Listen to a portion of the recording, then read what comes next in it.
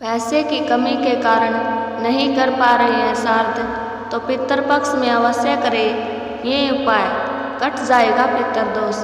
कोई व्यक्ति गरीब हो और चाहने पर भी धन की कमी से पितरों का श्राद्ध करने में समर्थ न हो तो वह किसी पवित्र नदी के जल में काले तिल डालकर तर्पण करे, इससे भी पितृदोष में कमी आती है।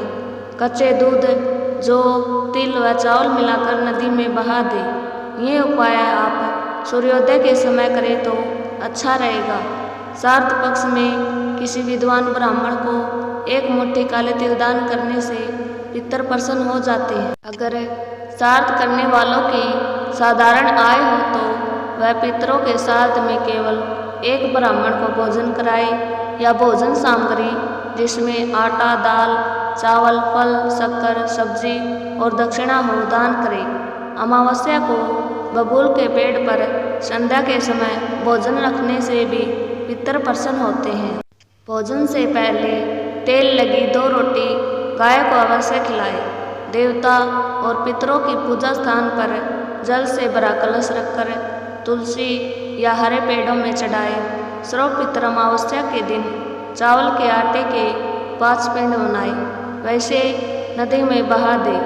गाय के गोबर से बने कंडे को जलाकर उस पर गुग्गल के साथ घी, जौ, तिल व चावल मिलाकर घर में धूप करें। इसके अलावा विष्णु भगवान के किसी मंदिर में सफ़ेद तिल के साथ कुछ दक्षिणा अपनी श्रद्धा व सामर्थ्य अनुसार दान करें। जिस स्थान पर आप पीने का पानी रखते हैं वहाँ रोज शाम को शुद्ध घी का दीपक लगाएं। इससे पितरों की कृपा आप पर हमेशा बनी रहेगी। इस बात का ध्यान रखें कि वहाँ जूठे बर्तन कभी न रखें।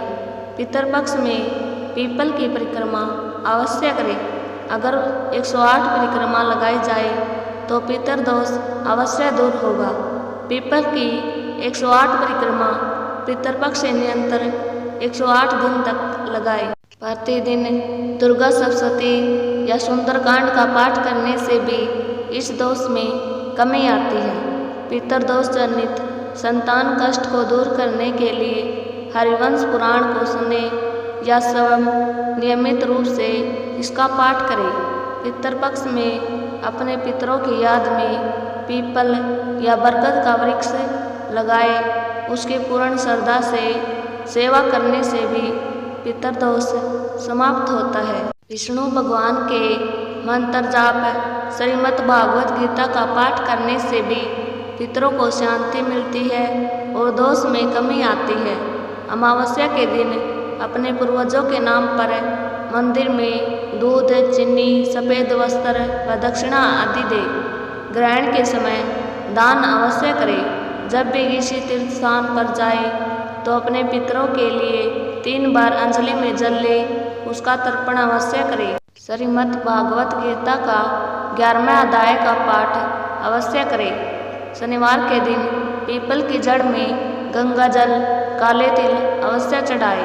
पीपल और बरगद के वृक्ष की पूजा करने से भी पितरदोष में शांति आती है।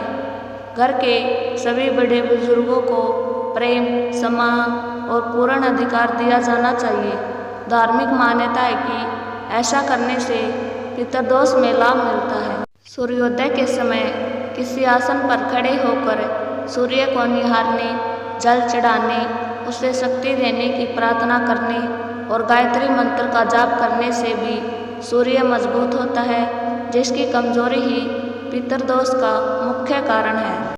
आप चाहे किसी भी धर्म को मानते हो, घर में भोजन बनने पर सर्वप्रथम पितरों के नाम की खाने की थाली निकालकर गाय को खिलाने से उस घर पर पितरों का सदैव आशीर्वाद रहता है।